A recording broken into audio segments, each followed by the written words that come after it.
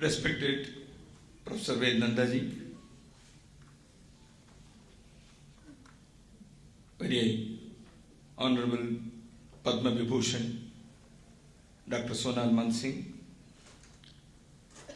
all the guests or the family members that have assembled here on dais and off the dais.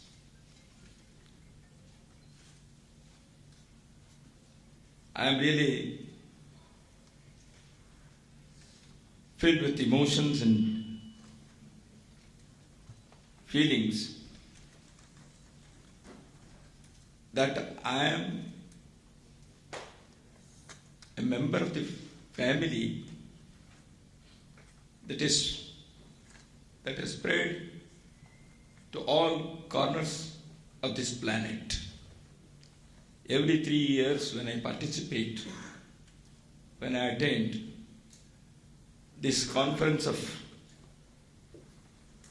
ICCS, which is generally called the International Conference and Gathering of Elders, and the Conference of Ancient Traditions and Cultures,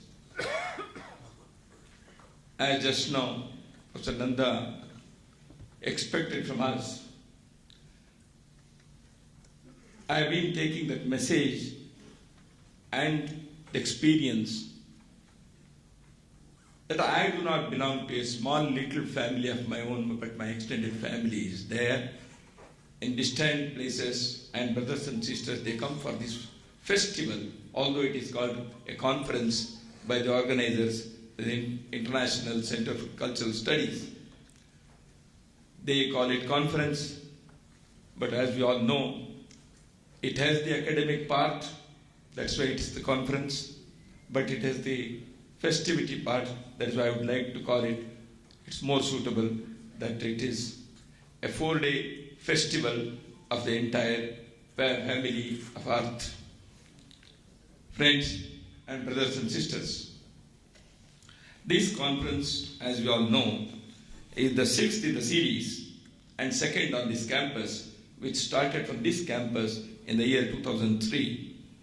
As has already been told by the organizers, various topics have been the main themes of these meets.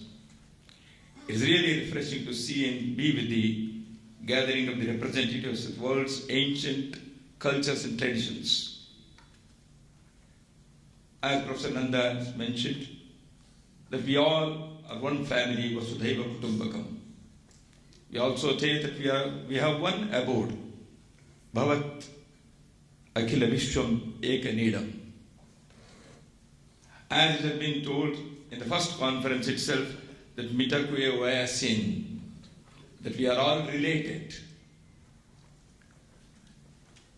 There is a similar saying in one of the ancient traditions, which generally they call it tribes in India. They say that your and my blood is same. Your blood and my blood, it's same. So we are all related. We are all of the same family, but living in different parts of the world. That is the underlying spirit of this entire endeavor of ICCS. The earth is made of natural resources and living beings. But it becomes a family because of emotions and feelings. And it has become a tradition. It's because the pre-Christian, the ancient cultures have expressed it in innumerable ways of their lifestyles. Through their attire, through their mode of worship, through their songs, through the literature. In innumerable ways they have expressed that we all belong to this one whole family, which is planet Earth. Humanity's long journey on this planet, living with other beings, has given rise to wonderful culture and traditions which are being practiced even to this day. Each one of them has a special manifestation of the same spirit. They have worshipped nature, they have worshipped divinity in everything of creation, and these traditions have found immortality of the soul, of the spirit. These traditions and cultures have expressed the longing for peace, coexistence, simplicity, non-violence, and so on. The theme of the past such conferences will reveal what the world views of these traditions and cultures are. As I said, the first conference, which was organized on this very campus, had Mitakwe Oyasin, we are all related, as its theme. The second conference in 2006 had another theme, which is called Spirituality Beyond Religions. Religions may divide us, but spirituality is one. It can't divide us. The third one had the theme Renaissance of the Ancient Traditions and Cultures. The fourth one at Haridwar had the theme Nourishing the Balance of Universe. And the last conference at Mysore in 2015 had the theme Universal Well-Being. I had the opportunity of participating in most of these conferences, and in the last conference, as it was told, in the concluding session, it was decided that we will have the theme Exploring Divinity through the Feminine in Ancient Cultures. Friends, India has a tradition of worshipping the feminine divine, which stretches through the world's oldest unbroken civilization. As we all know, Durga Puja, during the Navaratri days, for 9 days, the Mother Shakti, power incarnated is called Shakti, and Shakti is a feminine divine in Hindu ethos, in the Bharatiya culture and tradition. And for 9 long days, during the Navaratri days, these various forms and figurines of Mother Power, the Shakti, is worshipped. And it coincides with the autumn engulfing entire South Asia. I do not want to dwell much into this because the more eminent and suitable person to speak on the subject, Dr. Sonal Mansingh, is going to deliver the keynote address. I would only like to share with you a few things about the feminine divinity that is there in our ancient cultures and traditions. As I just now said about the Navaratri Puja, the wisdom, the wealth and power. In Sanskrit it is called Jnana, Shakti and Samriddhi are the Shri, wealth.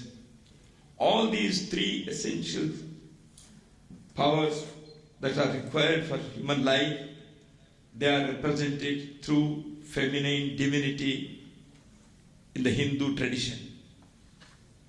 Just now, in the beginning of this conference, Yakundendu Tushara Davala, the Sanskrit chanting was there. That is chanting about the Mother Saraswati, who is the goddess of knowledge. And Goddess Saraswati is considered to be the consort of Lord Brahma, who is the creator. And then Ya Devi Sarva Bhuteshu Matra Rupena Samstita Namastasya Namastasya Namastasya Namo Namah Ya Devi Sarva Bhuteshu Shakti Rupena Samstita. That was chanted here. The mother is seen as the feminine divinity is seen as mother, as power, as wealth, as intellect, as compassion in various hymns that have been ascribed to Mother Divinity. So these traditions have developed over millennia in this land. The second one, the Lakshmi, the wealth, the consort of Vishnu, who is considered to be the God responsible for the maintenance of this entire universe. His consort is Lakshmi, and she is the custodian of wealth. And the third, Shiva's consort is Parvati or the Shakti. So likewise, the Hindu tradition has very beautifully and very meaningfully, they have for the ages worshipped the feminine divinity for the sustenance of life. It's also true that in the pre-Islamic Arabia, in Mecca, the goddess Uzza, Manat, Atlat were known as the daughters of God.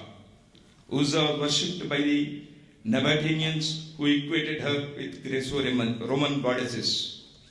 Same way, Greco-Roman, as we know, Artemis, goddess of the wilderness, wild animals, virginity, or the Aphrodite, goddess of love and beauty, or Athena, goddess of craft, strategy, and wisdom and war.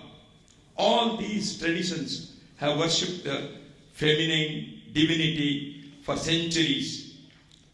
So this is the wonderful occasion that we have here. We are here to celebrate this feminine divinity in the next 4 days.